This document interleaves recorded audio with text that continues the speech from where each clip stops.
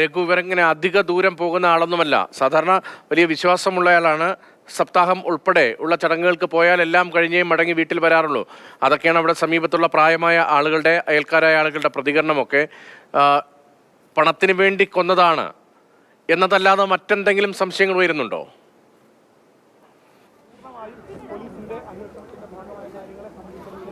നിലവിൽ അങ്ങനെയുള്ള സംശയങ്ങളൊന്നും ഉയരുന്നില്ല. പക്ഷേ ഇവർ വലിയ കടുത്ത വിശ്വാസികളാണ്. ക്ഷേത്രങ്ങളിലും പള്ളികളിലും ഈ പറയുന്ന പ്രാർത്ഥന ഉള്ള സ്ഥലങ്ങളിലും ഒക്കെ സ്ഥിരമായി പോകുന്ന ആളുകളാണ്.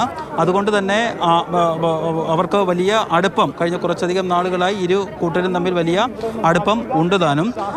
നിലവിൽ സ്വർണത്തിന് വേണ്ടി ഇവരെ കൊന്നതാകാം, സ്വർണത്തിനും പണത്തിനും വേണ്ടി കൊന്നതാകാം എന്നുള്ളതാണ് പ്രാഥമികമായിട്ടുള്ള വിവരം. മറ്റെന്തെങ്കിലും ഉണ്ടോ എന്നുള്ള കാര്യത്തിൽ ഇതുവരെ യാതൊരുവിധമായ വ്യക്തതയോ സംശയങ്ങളോ പോലീസ് പറയുന്നില്ല. എന്തായാലും ജില്ലാ പോലീസ് മേധാവി അടക്കം സ്ഥലത്തെത്തി സ്ഥലം സന്ദർശിച്ച് കാര്യങ്ങൾ വിലയിരുത്തി ഒരുപക്ഷെ അല്പസമയത്തിനകം അദ്ദേഹം മാധ്യമങ്ങളോട് പ്രതികരിച്ചേക്കാം. അല്ലെങ്കിൽ ഡിവൈഎസ്പിയെ കാര്യങ്ങൾ വിശദീകരിക്കാൻ വേണ്ടി ചുമതലപ്പെടുത്തി. എന്തായാലും സുഭദ്ര കൊല്ലപ്പെട്ടു എന്നുള്ള കാര്യത്തിൽ ഉറപ്പാണ്. സുഭദ്രയുടെ മൃതദേഹം അല്പസമയത്തിനകം നമ്മളിപ്പോൾ കാണുന്ന ദൃശ്യങ്ങളിലുള്ള ആ കുഴിയിൽ നിന്ന് പുറത്തെടുക്കും.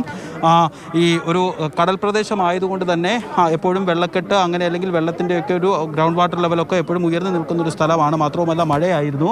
വളരെ അതിരൂക്ഷമായൊരു ദുർഗന്ധം ഈ ഒരു 2 അടിയിലേക്ക് തന്നെ താഴ്ചയിലേക്ക് പോയപ്പോൾ തന്നെ ഉണ്ടായിരുന്നു. ഇപ്പോൾ മൃതദേഹം ഈ നമുക്ക് കാണാൻ പറ്റുന്ന സ്ഥലത്ത് തന്നെയുണ്ട്. പക്ഷേ ജീർണിച്ച് അഴുകിയ അവസ്ഥയിലായതിനാൽ വളരെ സൂക്ഷ്മതയോടുകൂടി മാത്രമേ മൃതദേഹം പുറത്തെടുക്കാൻ വേണ്ടി കഴിയുകയുള്ളൂ. കാരണം ഇത് എടുക്കുമ്പോൾ ഒരുപക്ഷെ ഊർന്നു വീഴാനൊക്കെയുള്ള സാധ്യത ഉള്ളതുകൊണ്ട് തന്നെ അതിവിദഗ്ധമായി വേണം മൃതദേഹം കുഴിയിൽ നിന്ന് പുറത്തെടുക്കാൻ. അതിനുള്ള ശ്രമമാണ് പോലീസ് ഉദ്യോഗസ്ഥരൊക്കെ കാണാം. നമുക്ക് ദൃശ്യങ്ങളിൽ നിന്ന് കാണാം പോലീസ് ഉദ്യോഗസ്ഥരൊക്കെ മാസ്ക് പോലും വെക്കാതെ നിൽക്കുന്നത്. കാരണം ഞാനിപ്പോൾ നിലവിൽ 2 മാസ്ക് വെച്ചിട്ടുണ്ട്. എന്നിട്ട് പോലും മൂക്കിലേക്ക് വളരെ വലിയ ദുർഗന്ധം തുളച്ച് കയറുകയാണ്. പക്ഷേ പോലീസ് ഉദ്യോഗസ്ഥർക്ക് അവരുടെയൊക്കെ ഒരു ജോലിയുടെ ഭാഗമായിട്ട് ഒക്കെ തന്നെയാണ്, അവർക്ക് ഒരു പക്ഷേ ശീലമായിരിക്കും. എന്നാലും വളരെ ഇവിടെയുള്ള ഉദ്യോഗസ്ഥരടക്കം മമ്മട്ടി കൊണ്ട് മണ്ണ് മാറ്റുന്നതൊക്കെ നമ്മൾ കണ്ടതാണ്. കാരണം മഴ പെയ്യാനുള്ള സാധ്യതയുണ്ട്. അതുകൊണ്ട് തന്നെ വേഗതയിൽ ഈ നടപടിക്രമങ്ങളൊക്കെ പൂർത്തിയാക്കാനുള്ള ശ്രമമാണ് പോലീസിൻ്റെ ഭാഗത്തു നിന്നുള്ളത്. ഇവിടെ റവന്യൂ ഉദ്യോഗസ്ഥരുണ്ട്, ഫോറൻസിക് വിദഗ്ധരുണ്ട്. നടപടികൾ പൂർത്തിയാക്കി മൃതദേഹം വേഗത്തിൽ തന്നെ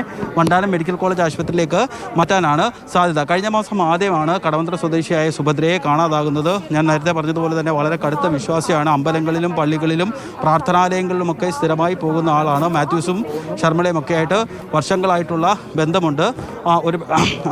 സുഭദ്രയുടെ വീട്ടിൽ ശർമ്മള താമസിച്ചിട്ടുണ്ടെന്നും അവിടെ വെച്ചാണ് പരിചയപ്പെടുന്നതെന്നുമാണ് ഒരു വിശദീകരണം. എന്നാൽ ഈ ക്ഷേത്രങ്ങളിൽ എവിടെയോ വെച്ച് ഇവർ പരിചയപ്പെട്ടുവെന്നും പിന്നീട് വളരെ അടുത്ത ബന്ധമാവുകയും വീടുകളിൽ അങ്ങോട്ടും ഇങ്ങോട്ടും പോയി താമസിക്കുകയും ഒക്കെ ചെയ്യുന്ന സ്ഥിരമായ അത്രയ്ക്ക് വലിയ സൗഹൃദമുള്ളവരായിരുന്നു. ഒരു ഘട്ടത്തിൽ സുഭദ്ര ഇവിടെ വെച്ച് ഒരു ഘട്ടത്തിൽ സുഭദ്രയുടെ സ്വർണം ശർമ്മളയും മാത്യൂസും ചേർന്ന് കൈക്കലാക്കുകയും അതിൻ്റെ അടിസ്ഥാനത്തിൽ ഇരുകൂട്ടരും തമ്മിൽ പിണങ്ങുകയും ചെയ്തിരുന്നു. ഇപ്പോൾ ഡിവൈഎസ്പി എത്തിയിട്ടുണ്ട്.